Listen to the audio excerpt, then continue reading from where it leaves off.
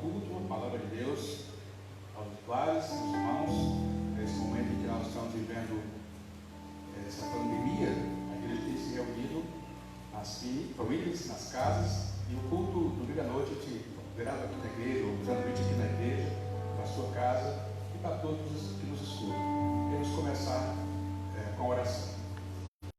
Pai, nós queremos te agradecer mais uma vez pela vida que temos em Cristo Jesus, pelo teu cuidado, pela tua proteção, pela maneira graciosa, Pai, como o Senhor nos tem abençoado com toda sorte de bênçãos espirituais e materiais também.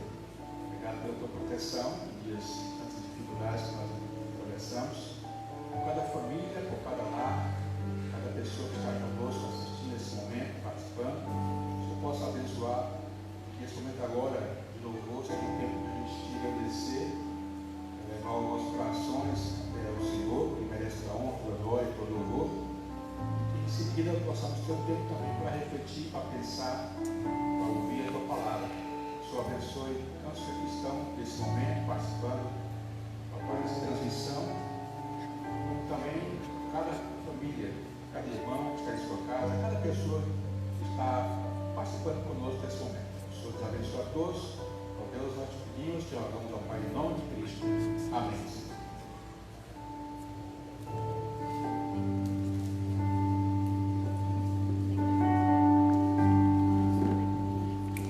Nós queremos convidar você, onde você estiver, que você adora o Senhor.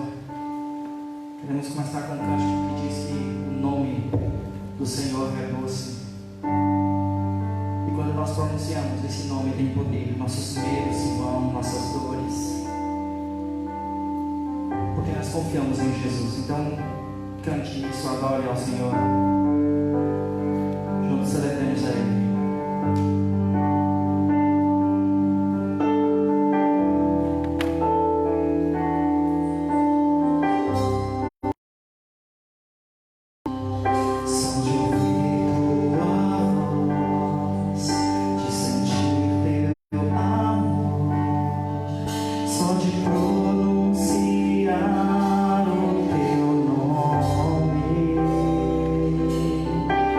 Os meus medos se vão.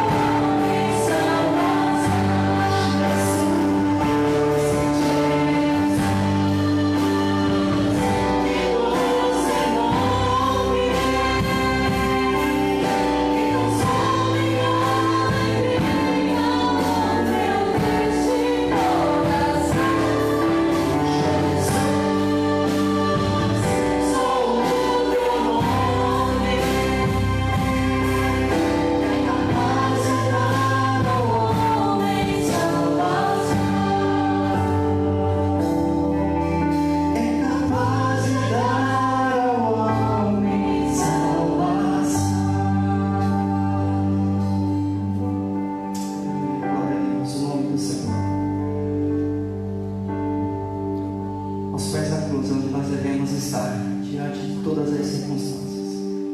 E o Senhor tem ouvido as nossas orações. Cantemos isso para Ele.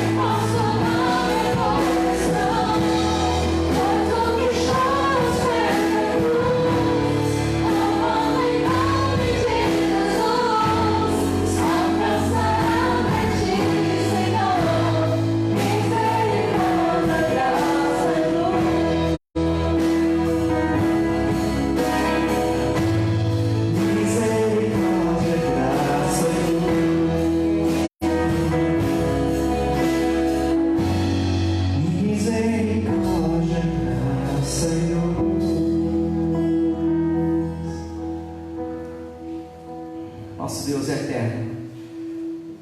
Esse cântico fala que as nossas forças irão se renovar quando nós estamos com esperarmos o Senhor. Essa é a palavra do Senhor. Vamos a Ele, cante aqui onde você estiver e declare isso: Senhor, Tu és a nossa esperança. Deus, juntos cantemos a Ele.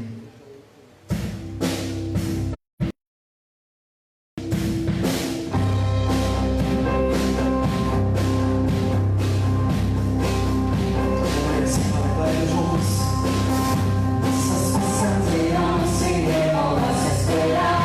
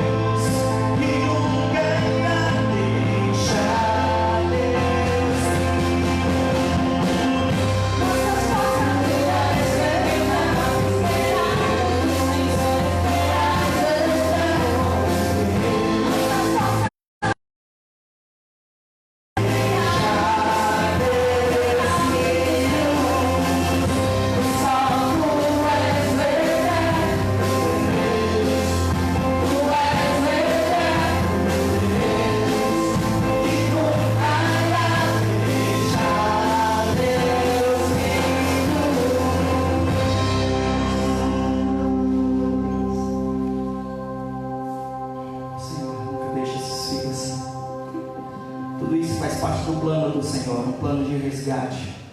E o Senhor colocou isso em nosso favor. Exalte a salvação que você tem em Cristo Jesus.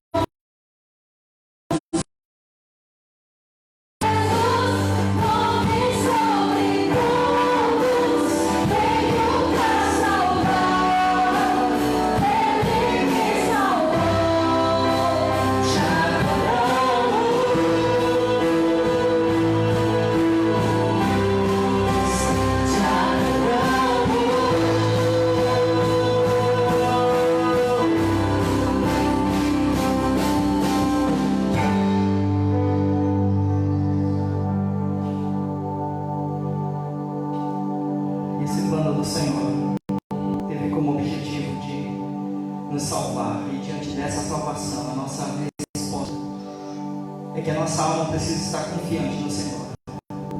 Esse cântico fala sobre isso, Senhor, que minha alma seja quieta em Ti, confiante no Senhor. Que nosso sentimento seja esse, de louvar ao Senhor, entendendo o Deus que nós servimos. Declaremos isso.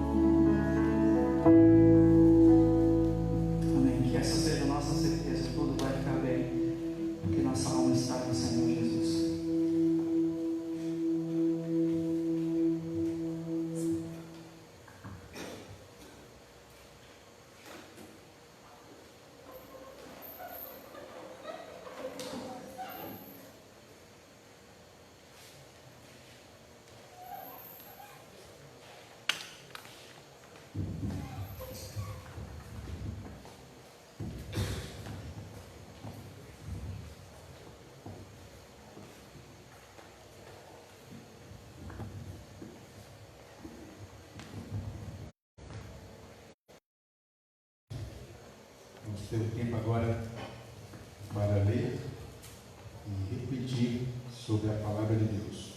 Convido você que está em casa conosco, possa abrir as suas Bíblias aí, no livro de Lucas, capítulo 4.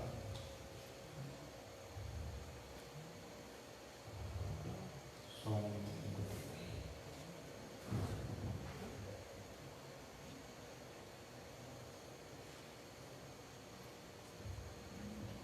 Lucas 4,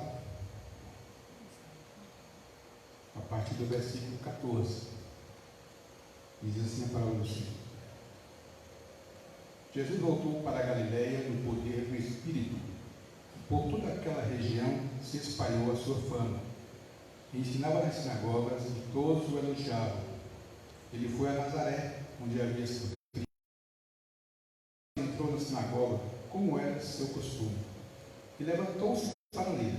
Foi-lhe entregue o livro do profeta Isaías.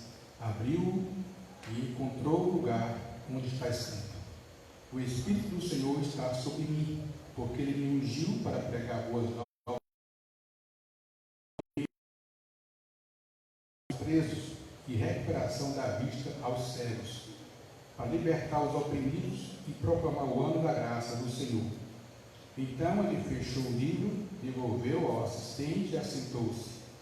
Na sinagoga todos tinham os olhos fixos. Começou a dizer-lhes: Hoje se cumpriu a escritura que vocês acabaram de ouvir. Todos falavam bem dele e estavam admirados com as palavras de graça que saíram de seus lábios. Mas perguntavam: Não é este o filho de José? Oremos. Obrigado a Deus, mais uma vez, por estarmos aqui com essa oportunidade que o Senhor nos concede de transmitir a Tua palavra nesses momentos em que, com certeza, mais do que em qualquer momento, precisamos do Teu conforto, do Teu consolo, da Tua exortação para as nossas vidas. São momentos de expectativas, de se ouvir de muitas vozes, de muitos lados, mas a voz mais importante que nós temos que, de fato, ouvir e estar atento a ela é a Tua voz, é a Tua palavra. Que essa noite o Senhor fale aos nossos corações, e que o Senhor nos conforte, nos exorte, que a Tua palavra faça aquilo que cada um de nós precisa, que ela cumpra em nós o seu propósito. Assim te rogamos, ó Deus, em nome de Cristo. Amém. Muito bem, a missão de Cristo, a missão da igreja, a missão de Cristo. Nesses dias a gente precisa olhar para a palavra de Deus e analisar de fato qual é o nosso papel nesse mundo. Ao longo desses anos todos, Deus se mostrou para mim, me revelou a sua face, me deu a sua salvação, e isso já vai passando de 40 anos. Houve uma transformação muito grande no mundo, no meio cristão, e é bem diferente dos dias de hoje, não é? Mas o que não mudou é o que Deus é para nós e o que Ele quer que nós sejamos, não somente para Ele, mas para o mundo. Nós temos uma missão a cumprir. Esse texto que a gente está observando agora fala de Jesus e de um momento muito importante dele, do seu ministério, numa região que ele conhecia bem, que era o local onde ele foi criado, em Nazaré. O texto fala que Jesus já vinha de outros lugares, né? Ele já tinha, aqui no caso do capítulo 4 de Lucas, falava antes da sua aprovação, sua ordenação, mas no versículo 14, que nós lemos há pouco, diz que ele voltou para a Galiléia, onde ele havia sido criado, e guiado pelo Espírito de Deus, pelo Espírito, ele foi ali para aquela região, e a sua fama, claro, já se esperava por muitos. E ele então, versículo 15, ensinava nas sinagogas e todos o elogiavam. A gente tenta se situar um pouco no texto que aqui a gente está lendo, né, que Lucas registra. Jesus voltando ali para aquela região. Nazaré era uma cidade pequena já naqueles dias. Não se encontra muitos registros históricos de Nazaré. De fato, devia ser um povoado bem pequeno. Mas ali havia uma sinagoga, onde os judeus se reuniam. As sinagogas cresceram bastante desde a época do exílio, e se tornou um local muito frequentado pelos judeus para buscar Deus, cultuar Deus. Havia os horários que os judeus se reuniam ali para adorar, para cultuar. Tinha um ritual que eles seguiam ali e que Jesus conhecia muito bem. O texto aqui diz que ele foi à sinagoga no sábado, como era o seu costume. Ele havia sido criado ali.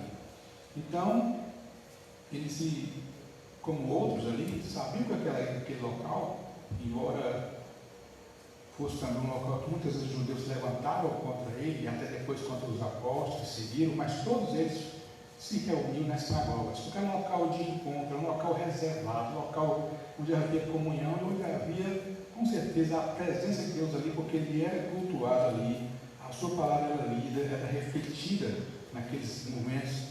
Então Jesus chegou ali e entrou naquela sinagoga, na sua cidade, lá em Nazaré, e aquele dia em que ele estava, era o sábado. Naquele ritual da sinagoga, havia momentos de diversas leituras, orações, participação dos homens ali presentes, e havia a participação de uma leitura bíblica, onde a pessoa que lia tinha a oportunidade de comentar, dizer alguma coisa sobre o texto lido. Os judeus tinham o costume de ler em pé e sentar para falar, para pregar. E aconteceu isso com Jesus. Ele foi-lhe entregue um livro, talvez o rolo, não era um livro como nós temos aqui, um rolo, e ali foi dado o livro do profeta Isaías. E a leitura lida era uma leitura de Isaías 61, que falava do Messias. Era um texto messiânico.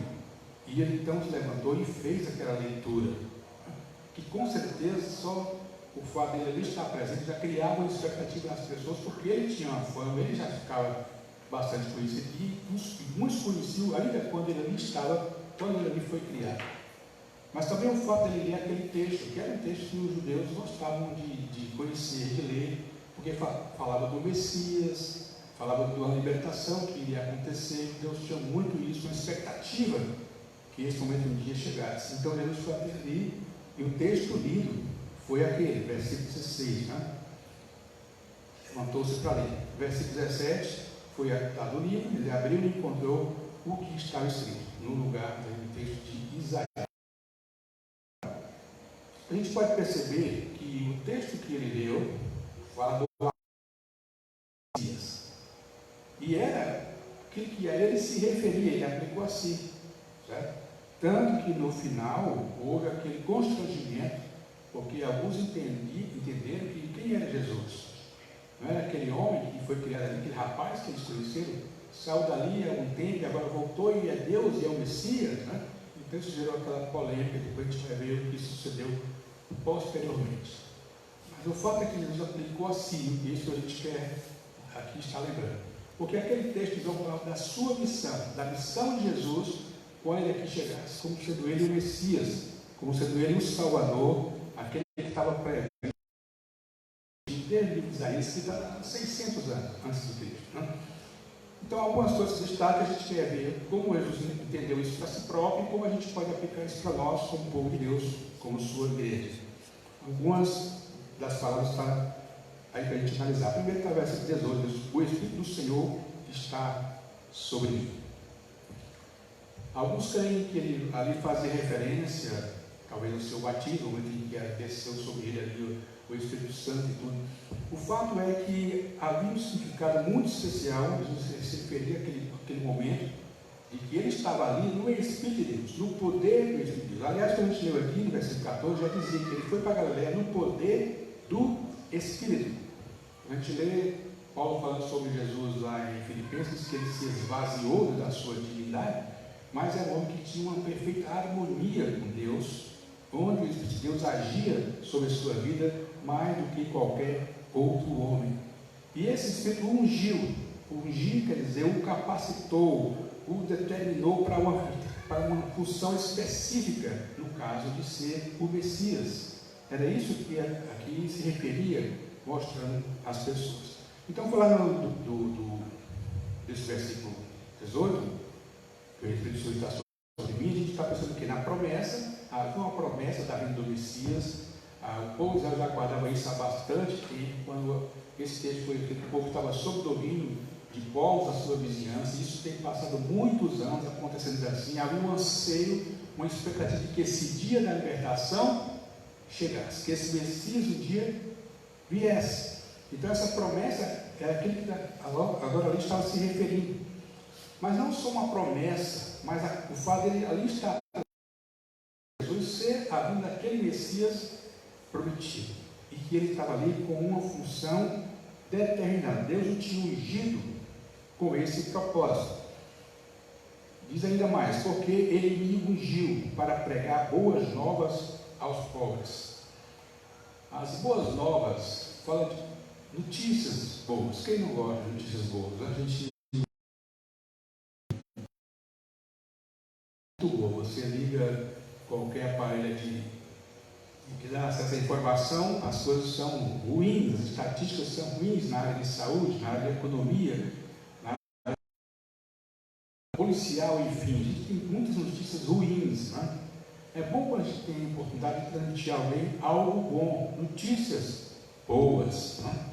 E não há nada melhor do que o que Jesus transmitia ao povo, as boas novas de salvação. O livro de Isaías 40, falando de que é bom ter transmitir notícias boas e fazer isso com alegria, diz assim, Isaías 40, versículo 9: você que traz boas novas a Sião, suba no alto monte. Você que traz boas novas a Jerusalém, erga a sua voz com fortes gritos, erga, não tenha medo, diga às cidades de Judá, o seu Deus. Então a revelação do Messias era a revelação para o seu povo, que tinha que ser divulgada com força, com alegria, boas novas. Mas também eram boas novas às nações, porque lá em Gálatas 3 e 8 diz, prevendo a Escritura que Deus justificaria pela fé os gentios, anuncia por meio de você, todas as nações serão abençoadas. Então aquele Messias, aquela vinda, não era uma coisa somente para os judeus, mas para as nações. Era o cumprimento da promessa feita há muitos e muitos anos a Abraão. Aquele notícia começou a se espalhar, a se tornar mais presente do povo a partir do nascimento de Jesus. Lucas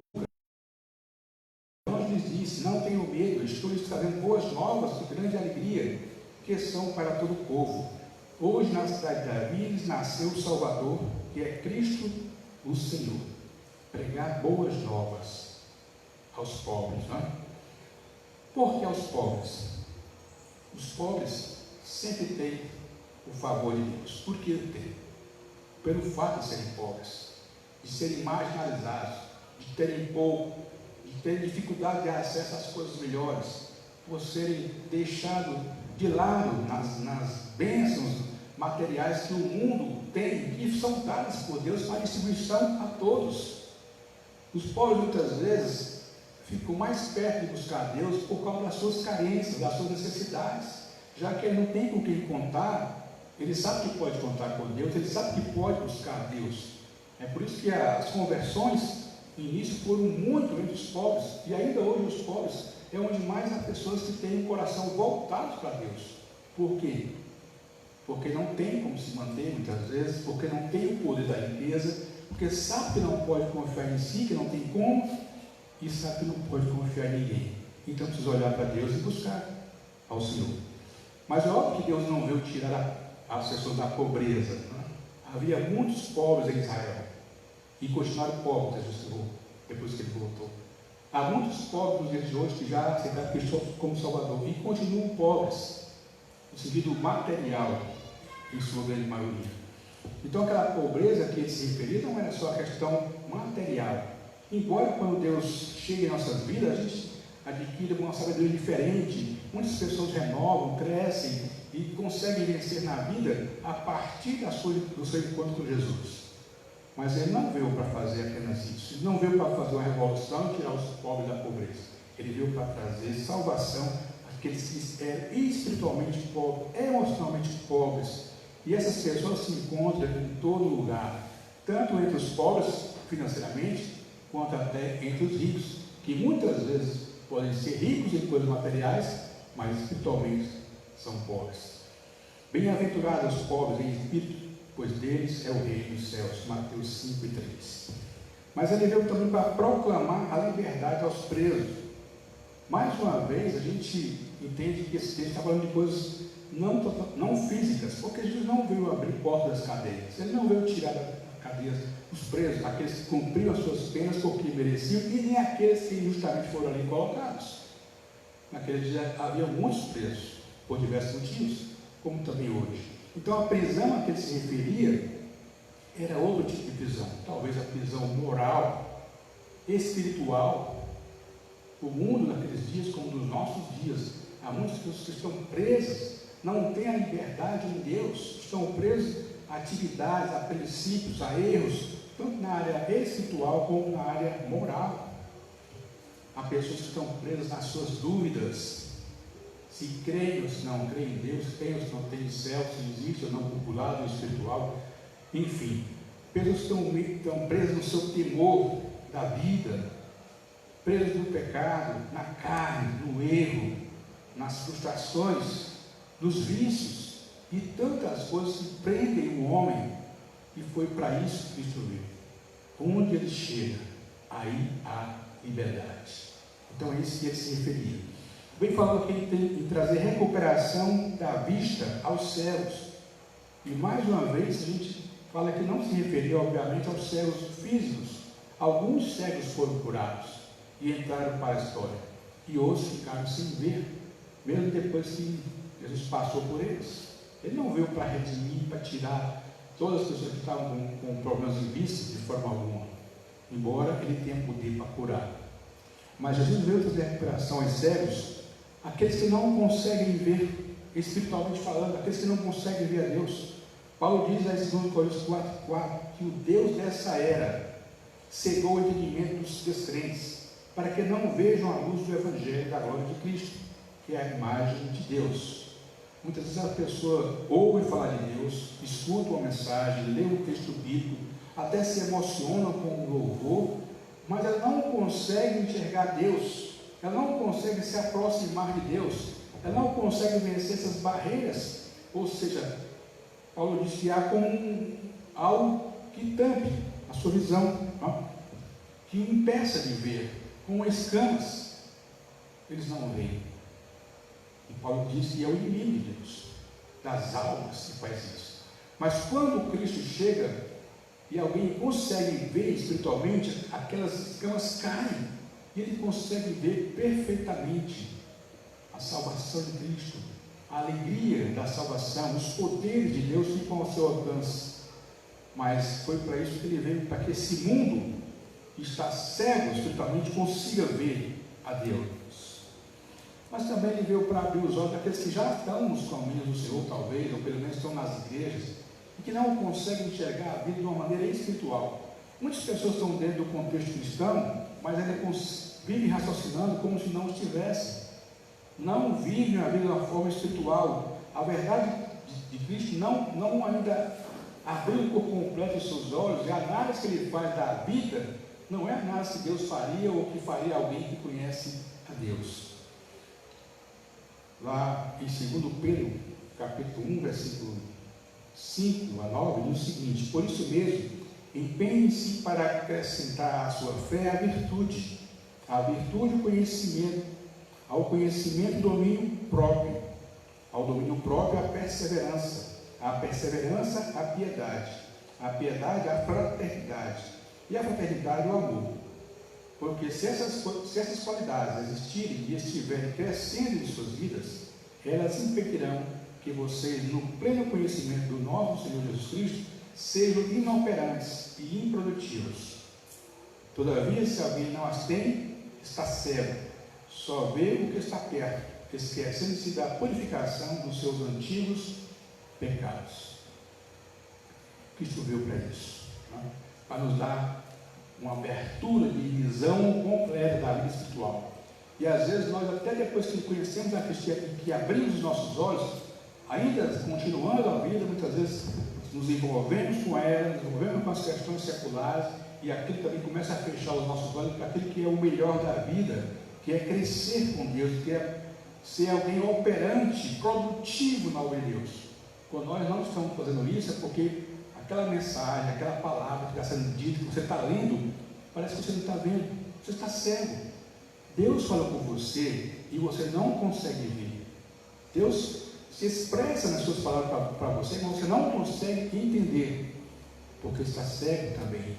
E aí diz, olha, se alguém não as tem, está cego, só vê o que está perto, esquecendo-se da purificação dos seus antigos pecados. Então tudo isso é uma obra que Cristo veio fazer, não só nos libertar, mas dar continuidade à obra que Ele começou em cada um de nós. Libertar, verso 18, os oprimidos. Que oprimidos são esses? Tanto naqueles dias, como nos dias de hoje, eram dias de muita opressão. O povo de Deus, o povo judeu, as pessoas da época viviam oprimidas pelo poder político daquela região onde eles viviam, né, dos romanos, pelo poder opressor dos religiosos, que Jesus tanto reprovou, no caso dos fariseus, por exemplo, porque eles impunham tantas regras, tantos impedimentos para as pessoas chegarem ao céu, nem eles chegavam, não deixava ninguém chegar. Então aquela opressão espiritual existia naqueles dias e existe nos dias de hoje. Pessoas abatidas, pessoas deprimidas, pessoas sofridas por causa das suas dores.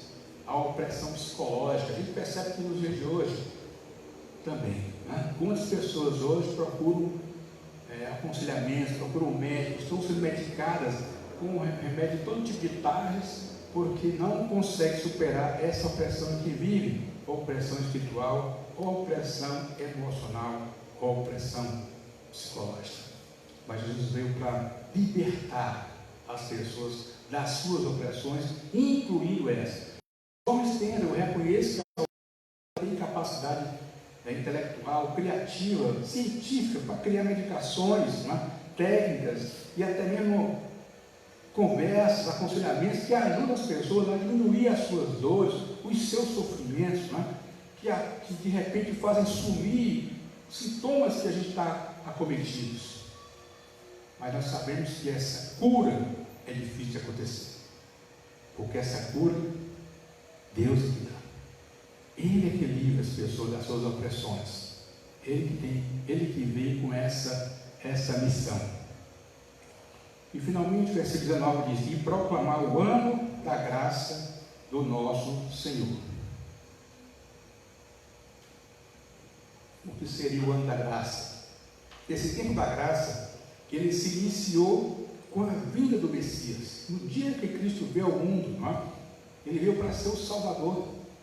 Quando Ele morreu por nós, quando Ele entregou a sua vida, tá? Consumou ali a sua missão. E aí, daqueles dias para cá, se estende a graça de Deus alcançando o mundo todo. Vivemos esse tempo da graça. E não era um tempo só da graça para os judeus naqueles dias, ou que eles vieram depois, mas para toda a humanidade. O tempo da graça é o tempo em que Deus está concedendo vida àqueles que não têm, levando salvação aos perdidos. Tudo que esse texto fala sobre Jesus está se cumprindo nos dias de hoje, para aqueles que buscam a Deus, para aqueles que creem em Deus, para aqueles que são alcançados por Deus. Essa é a missão de Jesus. Como eu falei de manhã, Ele era focado nisso. Para quem assistiu a mensagem da manhã, Ele era focado nisso, era o seu objetivo. Jesus cresceu, conheceu pessoas, teve amigos, não é? Participou de eventos, sabe? Ele ouvia coisas acontecendo ao seu redor, tudo ele estava ligado no que acontecia, mas nada tirava dele o seu objetivo, que era cumprir esse propósito. Ele não se envolveu com coisas temporárias, com questões econômicas, políticas, sociais, enfim. Ele tinha o seu ponto de vista sobre todas as coisas, mas a sua missão era livrar o homem daquele que só Deus poderia fazer. Outras coisas, outras questões, o homem pode resolver. Deus colocou governantes, cientistas, médicos, pessoas capacitadas. Ele colocou essas pessoas no mundo para dar essa condição de vida melhor ao ser humano. Mas a vida espiritual, a salvação, isso só vem de Deus. Então essa era a missão dele. E quando ele subiu aos céus, quem ficou incumbido dessa missão? A igreja. A igreja ficou incumbida dessa missão, ide por todo mundo e pregar o Evangelho, né? Então nós recebemos de Cristo essa missão. Aquele que ele colocou ali diante daqueles homens foi tão impactante. A gente leu um pouquinho do texto logo em seguida, né? E quando ele fechou o livro, ficaram todos boquiabertos, não somente por suas palavras, por aquilo que eles entenderam que era de Deus, né? Mas depois eles perceberam, mas quem é esse Deus, né? Aí raciocinaram bem e pensaram, mas não é José, né? O filho de José, não é Jesus, né? Não era ele que vivia aqui entre nós? E às vezes as pessoas se perdem nisso, né? Cadê que eu não estou vendo? Né? Cadê Deus que eu não vejo? Quem é essa pessoa que fala de Deus? Não é o meu vizinho? Não é fulano que vivia fazendo assim, sabe? Como é que é quando ele fala de Cristo? E eles esquecem que a gente faz isso hoje porque um dia Cristo nos chamou, porque um dia Cristo nos alcançou, porque um dia Ele nos deu a missão que Ele recebeu de Deus e que agora é da igreja. Por isso que a igreja ela tem que continuar nesse perfil que foi estabelecido por Deus, de levar essa salvação, essa libertação, de proclamar o ano da sua graça, né? De restaurar a vida ou vista aos cegos, né? De pregar liberdade aos presos. Essa é a missão da igreja. Ela não pode se envolver em coisas que vão atrapalhar essa missão. Ela tem que estar ligada, ela tem que estar focada. Isso pode causar uma perplexidade no mundo, como causou naqueles dias Jesus, como os apóstolos causaram quando começaram a pregar o Evangelho. Quem eram esses homens? Não eram homens iletrados, mas eram homens que receberam de Deus a missão de fazer aquilo que Cristo havia começado. A missão de Cristo é a nossa missão. A missão de Jesus é a minha missão. É a missão da igreja. Nós estamos por aqui ainda e vamos fazer muitas coisas que esse mundo existe, nós façamos. O que nós temos que fazer porque aqui estamos. Mas nada pode tirar o foco da igreja. Porque se a igreja não cumprir a sua missão, ninguém vai cumprir por ela. Outras coisas que o mundo faz, ele próprio pode fazer, porque tem capacidade dada por Deus para isso. Nós até podemos ajudar em diversas áreas, só não podemos deixar de fazer aquilo que cabe a nós fazermos, que é proclamar o ano da graça do Senhor.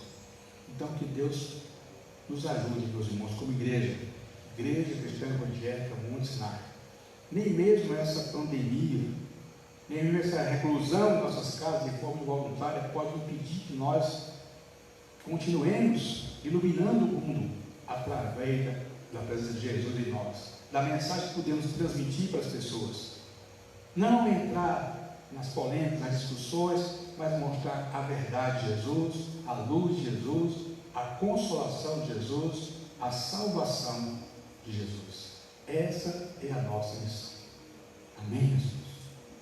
Ore em você. Muito obrigado ao Pai pela tua palavra.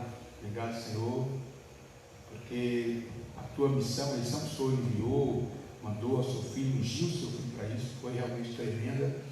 A gente lê a respeito, a gente sente o que Cristo fez, a gente sabe as duras provas que ele passou para cumprir o seu propósito. A Bíblia diz que ele muitas vezes, como homem, sentiu a dor, a dureza da sua missão, como ele diz: Pai, se possível, passa de mim esse cálice, mas ele disse: seja feita a tua vontade, e assim lhe foi. Mas sabemos que aquele momento não foi apenas algo que ele se obrigou a fazer, mas foi algo também que ele quis fazer por nós. Ele entregou a sua vida por nós, ele cumpriu todo o seu propósito, porque sabia qual era o objetivo final, era dar essa libertação, era abrir os olhos, era dar salvação. Muito obrigado primeiramente por isso, e segundo porque o Senhor nos deu também essa mesma missão. Se ela era difícil, era algo que pesou a Jesus, aos seus apóstolos logo em seguida, também é muito pesada para nós, mas ela é urgente, ela é necessária, ela é única. Só a tua igreja tem essa missão. Mas assim como o Senhor ungiu ao seu próprio Filho, o capacitando, focando ele naquela missão, o Senhor tem feito conosco também hoje. O Senhor está nos ungindo, nos chamando, Pai, para cumprir esse propósito.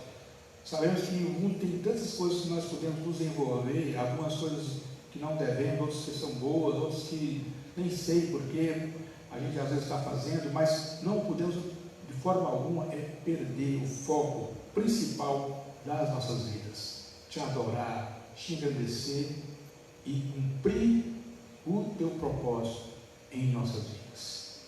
Ó Deus, abençoe o teu povo, aqueles que estão ouvindo essa tua palavra, aqueles que vão ouvir diversos irmãos de diversos locais, que o Senhor possa falar aos seus corações e que nós venhamos a cumprir esse propósito tão belo, tão único em nossas vidas.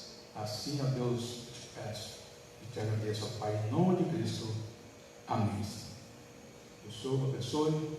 Uma boa noite a todos.